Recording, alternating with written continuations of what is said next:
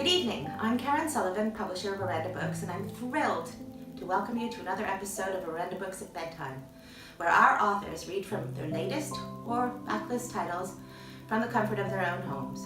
We're going to be hearing from New Zealand, from Vanda Simon, who's reading from her Sam Shepard thriller, The Ringmaster. This is the second in the Sam Shepard series.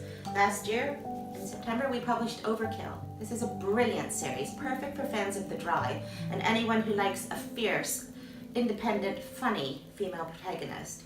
Vanda will be here for several crime festivals this year, including Newcastle Noir, Crime Fest, and one other that I can't actually divulge yet. But let me tell you a little bit about this book. Death is stalking the South Island of New Zealand. Marginalised by her previous antics, Sam Shepard is on the bottom rung of detective training in Dunedin, and her boss makes sure she knows it. She gets involved in her first homicide investigation when a university student is murdered in the Botanic Gardens, and Sam soon discovers that this is not an isolated incident. There's a chilling prospect of a predator loose in Dunedin, and a very strong possibility that the deaths are linked to a visiting circus.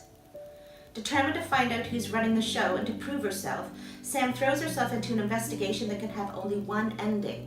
This is a taut, atmospheric, page-turning thriller set in rural New Zealand. And now over to Vanda, where the sun is shining in New Zealand, reading from The Ringmaster. Warmth and dry clothes were what I was looking for after the bone-numbing chill caused by standing in the rain and having to look at that bedraggled body. I planned a quick dash home to change before going back to work, but it didn't quite pan out that way.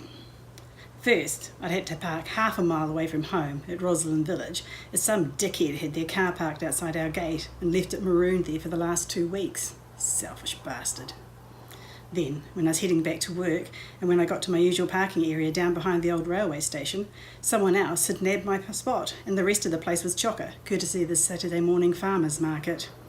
It had taken me 2 drives around the block, and another 10 flaming minutes before I finally found a place to park, somewhere near Christchurch. By the time I'd walked to the police station, I was wet and cold again. So, what with that and this morning's events, I was ready to rip out the throat of the next person to annoy me. "Grumpy alert, be nice," I said to Smithy as he sat down next to me at the back of the briefing room. "You didn't need to warn me. You're radiating nasty vibes. Why do you think no one else is sitting here?" He had a point. "I thought you'd gone home to get dry," he said. My fingers twitched for his jugular. The room was filling up with police and CIB. Many had been on duty at the rugby the previous night and had been called in from home for the murder inquiry. The Otago Highlanders had done the unthinkable and won the match, which resulted in a fair amount of carousing by the fans. So it had been a busy night, and there were several hungover bodies warming the cells downstairs. There was an awful lot of yawning and eye-rolling going upstairs too. It was only 11 o'clock in the morning, and considering the victim had been discovered at 8:15, the police behemoth had proved it could move pretty quickly when it needed to. Some initial murder scene photographs had been stuck with magnets to the whiteboard at the front of the room. I was too far back to distinguish any detail, but I didn't need the photos.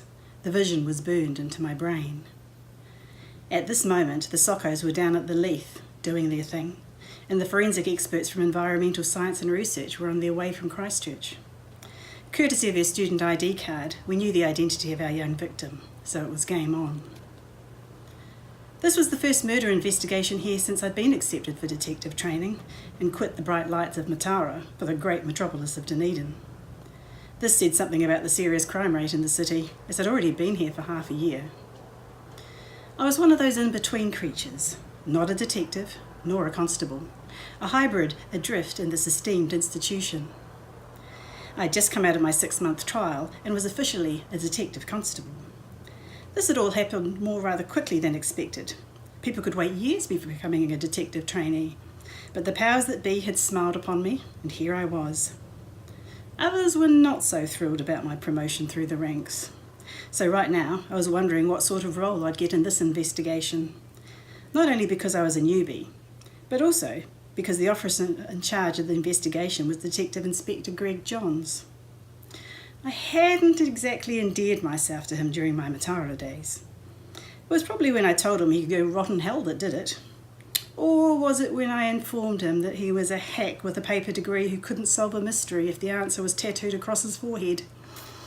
I'd also insulted his favourite Ponzi briefcase. That was most likely the clincher. The fact that I'd solved the murder of Gabby Knowles didn't seem to make a jot of difference to him. I always got the crap jobs.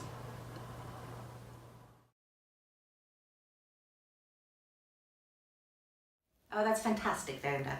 Thank you very much for listening, everyone. We'll see you next Sunday for another episode of Orenda Books at Bedtime, 8 p.m. Don't miss it.